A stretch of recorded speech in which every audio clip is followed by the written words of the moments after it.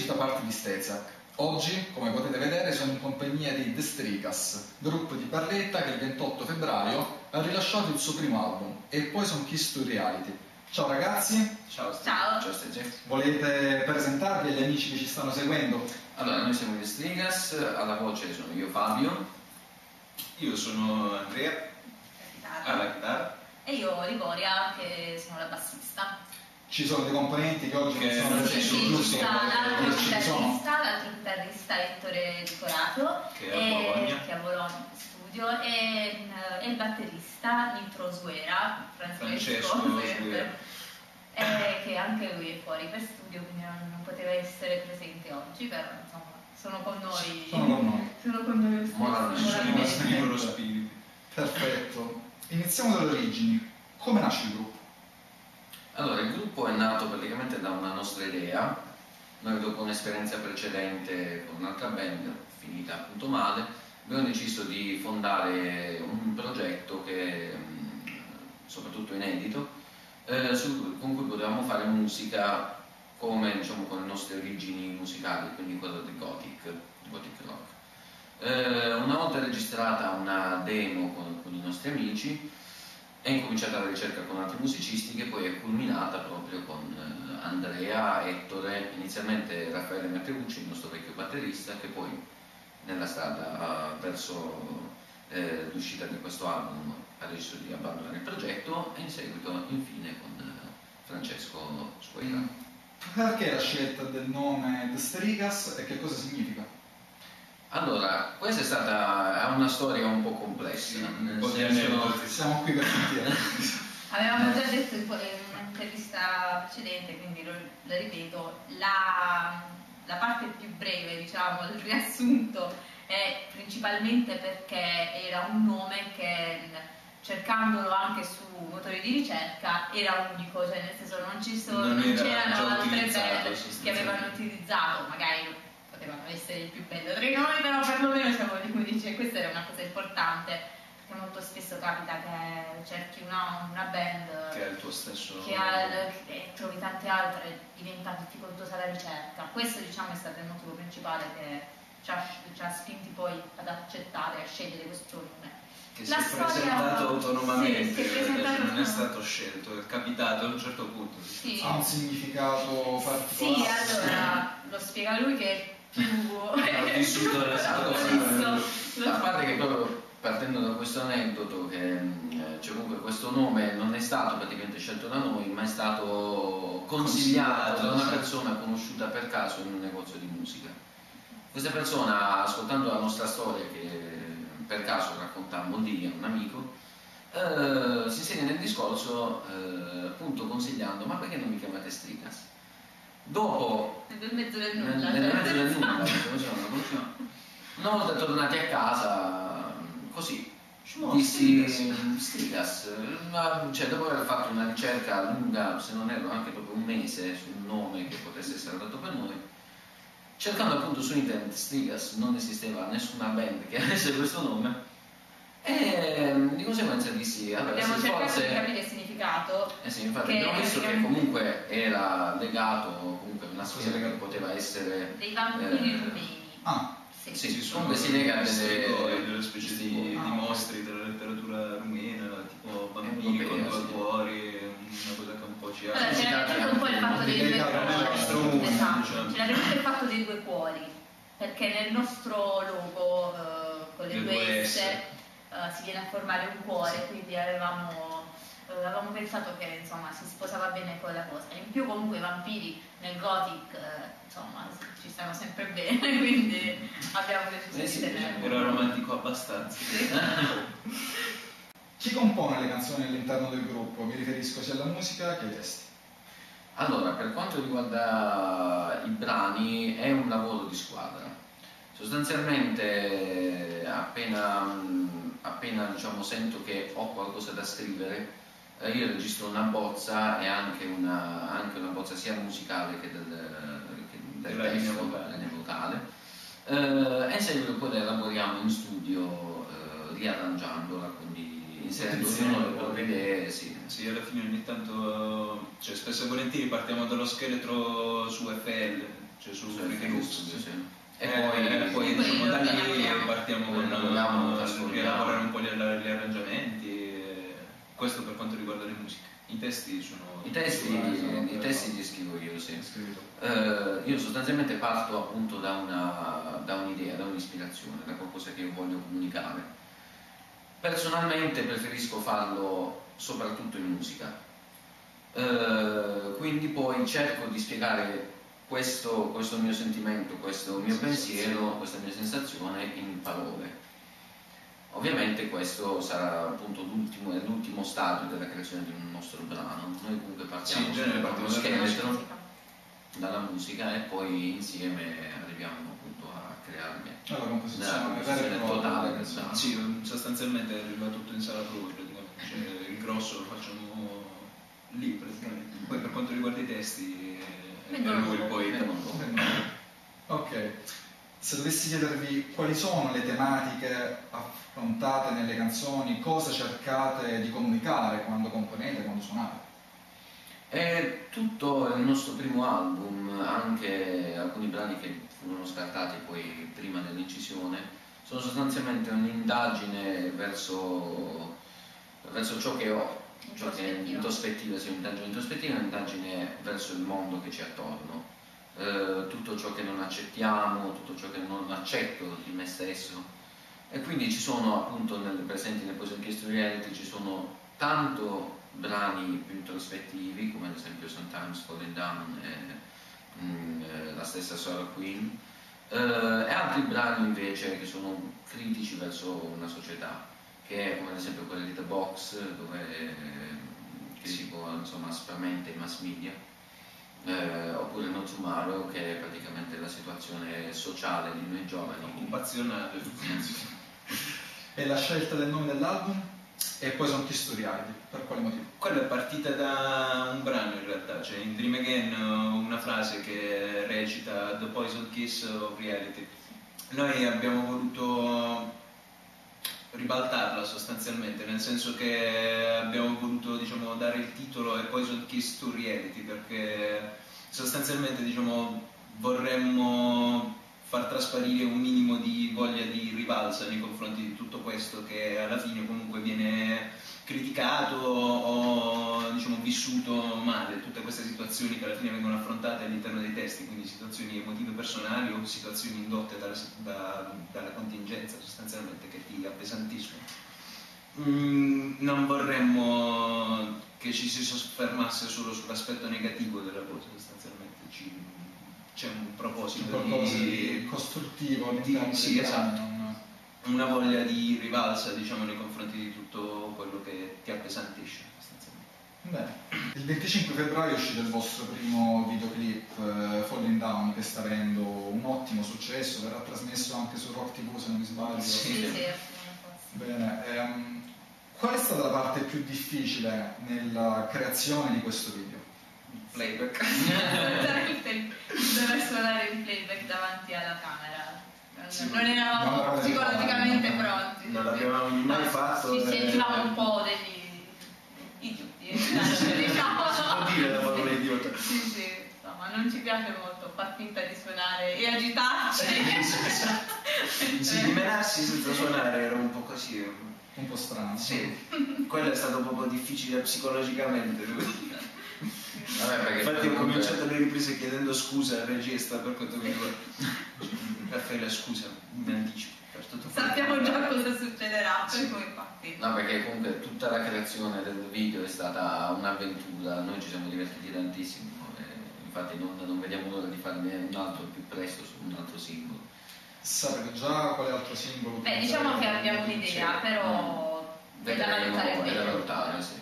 Vedremo adesso nel tempo. Ci sono un paio di proposte, però dobbiamo scegliere per Ok.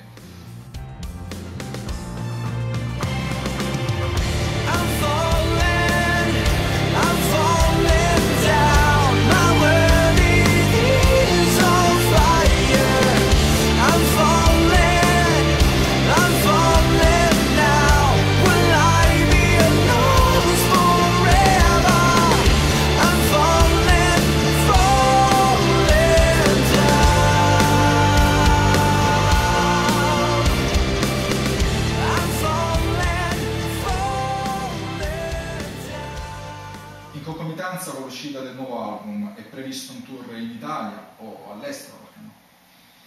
Per ora stiamo Non ancora possiamo ancora infatti, sbilanciarci, però penso che ci sono delle date che però non possiamo ancora sì, non ufficializzare. possiamo ufficializzare niente. Il discorso è esatto, c'è un Per po' il momento, un no. periodo strano, nel senso che alla fine chiaramente la volontà di fare la cosa per promuovere anche l'uscita dell'album chiaramente c'è.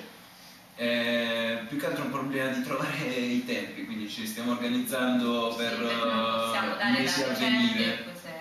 e quindi stiamo un po' programmando sostanzialmente. Però questo è anche un incentivo a seguirci sulla pagina dove aggiorneremo di volta in volta e Su poi Facebook, ci sarà sì, sì, su su Facebook, metteremo. www.facebook.com/destrigas Basta o anche cercare sulla Destrigas. Nation, anche sì, infatti proprio avendo la fortuna di avere un nome praticamente unico, Sì, è basta molto cercare facile, Destrigas. sì, basta cercare Destrigas su tutti E quindi tutti gli i social. aggiornamenti su date, cose varie verranno pubblicati. Comunque sì, ci stiamo organizzando per promuovere l'album L'idea sostanzialmente. sarebbe Sia in Italia che all'estero, giusto? L'idea sarebbe L'idea, all'estero, cioè, il sogno però- è all'estero, sì. diciamo, il desiderio più grande è all'estero. C'è qualcosa, però non possiamo possiamo Poi tornerete Sì, con sì, vostra. sì. Ok. Se dovessi chiedervi quali sono le vostre maggiori ispirazioni musicali e non solo, possono essere anche letteratura, arte, qualsiasi cosa. Vabbè, allora la nostra ispirazione principale è proprio quella di tutto il finish, sì, cioè di tutta la scena musicale nord europea, di quella della Francia appunto più oscura, un po' più dark, Più malinconica. sì, più malinconica. Questo perché comunque caratterialmente ci rispecchia meglio. Ma soprattutto perché diciamo dall'inizio il progetto è nato con le idee definite, cioè noi siamo nati come progetto inedito che fa quel genere. Quindi diciamo, la base del background diciamo, del gruppo è più o meno quella, poi sostanzialmente... Sì, anche chi magari non ascoltava inizialmente Esatto. quel genere, perché alla fine Cioè comunque come siamo ha detto 5 lui, persone esatto. diverse, ognuno ha le sue inclinazioni, Influenze. c'è chi ascolta più grunge, c'è il batterista che sta un po' più sul punk, l'altro chitarrista che è un fan di Springsteen sfegatato. Comunque alla fine diciamo siamo 5 persone che hanno ognuno il suo i suoi gusto, gusti, però comunque con un'idea di fondo che è quella. A vostro avviso, qual è la maggiore difficoltà nel farsi conoscere, nel promuovere il proprio disco? Le difficoltà sono tante. Secondo me, cioè personalissima opinione smentibile, posso avere tutti i torti del mondo, però secondo me c'è un problema di fondo nel senso che la gente di base non è molto curiosa. Nel senso che nel momento in cui tu vai a proporre un qualcosa che è inedito, già vai a scontrarti contro la prima barriera di quelli che sono diciamo, le persone che non ti conoscono, che non hanno nemmeno voglia di provare ad ascoltarti. E questa è la cosa che si vede nei locali nel momento in cui vedi le programmazioni che sono diciamo, settimanalmente su diciamo, 7 giorni, 4 giorni ci sono tribute band, che è una cosa che dipende chiaramente dalla richiesta del pubblico che vuole sentire quello che ha già Chi sentito. già conosce, che comunque preferisce andare sul sicuro. Diciamo che in generale anche la musica si è un po' adagiata su quello che è stato negli anni precedenti, quindi c'è questo legame anche nel rock soprattutto a ciò che è stato negli anni precedenti, per cui è difficile comunque cercare di entrare negli ascolti, nelle visualizzazioni, se parliamo di social network, di chi magari ha già le sue preferenze, ha già le sue, i suoi canoni. Però piano piano secondo me con il lavoro ci si arriva, poi la fortuna ha Esatto. comunque il suo ruolo, perché molto fa comunque il periodo in cui magari tu fai uscire l'album, se in quel periodo magari sono usciti anche altri album dello stesso genere, magari l'interesse viene Cresciuto, sì, è comunque cresciuto dal fatto che quel c'è una periodo risonanza c'è una magari. risonanza maggiore, quindi hai più possibilità di incuriosire chi magari era interessato anche all'album della band che comunque magari è molto più avanti di te, quindi può destare questa curiosità. Non si può precisamente dire quali sono le difficoltà, perché ce ne sono tante. Ci sono legate al fatto che comunque le serate sono difficili da trovare, soprattutto in Italia, perché poi diciamo questo è un discorso che noi abbiamo in Italia, perché se anche ti sposti in Germania, fuori locali trovi scritto no tribute. Vabbè, però non schieriamoci totalmente contro. No, io non mi sto schierando con dico che alla fine diciamo ci sono molti di facilità per gente di infatti avevamo pensato di fare la è proprio un discorso culturale noi stessi gli stessi Extrema, cioè io in un'intervista in Extrema dicono noi abbiamo provato a proporci come tribute band di noi stessi e abbiamo avuto più successo. No, ma anche perché colgo questa occasione anche per comunque comunicare il fatto che l'underground, almeno da parte nostra, risulta essere molto più interessante rispetto a ciò che come il nostro modo di vedere le cose. Anche perché ci sono un sacco di band. C'è una scena che è molto estremamente dinamica, ci sono un sacco di band a partire da amici nostri come Cancrena, Jumper, ma un sacco di ragazzi che diciamo alla fine sono band di amici che non fanno altro che sfogarsi e divertirsi, ma è una scena veramente dinamica, cioè almeno io molto di più, però mi rendo conto che in Puglia siamo avvantaggiati probabilmente rispetto ad altre regioni, forse al nord è peggio ancora. Ok, una domanda di carattere più personale: che cos'altro vi piace fare nella vita oltre alla musica? Tante cose, tante cose. Noi siamo appassionati di arte, quindi ci piace. Loro due sono artisti grafici, hanno una manualità eccezionale. No, in realtà sì, noi, ma non solo le due, c'è anche Ettore che non è presente, che siamo appassionati d'arte. Ettore studia fumetto, lui ha studiato grafica, sta finendo ora, io comunque ho fatto decorazione per tanti anni, comunque siamo tutti nell'ambito artistico, tranne me che sono diciamo quello che mette pali. E vabbè, anche Francesco, e Ciccio che è economista. A livello di hobby credo che il più grosso hobby sia il gruppo sostanzialmente. Sì. Per il resto anche perché non c'è tempo per avere il è vissuto come hobby, perché viverlo nell'aspettativa di un qualcosa ti fa vivere la cosa in maniera distorta, cioè noi alla fine prendiamo semplicemente tutto quello che c'è di divertente di questa situazione gruppo Strigas e lo facciamo nostro, cioè non c'è nessun altro. Ogni piccola cosa però è una festa, insomma, perché comunque quello che arriva è un gioco, è un gioco. La maniera più spontanea di affrontare. Sì, perché se no stai ad aspettare che succeda qualcosa, che cosa, esatto. Perché oggi come oggi nulla ti viene regalato, quindi ogni cosa ha bisogno di suoi sacrifici, di suoi sforzi. Per cui un hobby basta. Questo è l'hobby più grande. Bene, questa intervista è giunta al termine. Io ringrazio gli Strigas per la loro disponibilità e cordialità e vi invito a fare un ultimo saluto per le amici che ci stanno seguendo. Grazie a te per lo spazio innanzitutto e per la disponibilità nell'intervistare noi. Un saluto. Un saluto a tutti. E poi sono Kiss to Reality, il nuovissimo album degli Strigas in vendita dal 28 febbraio. Da Stesiak e Goth Rock e Love Metal Italian Page è tutto, ancora grazie, ciao.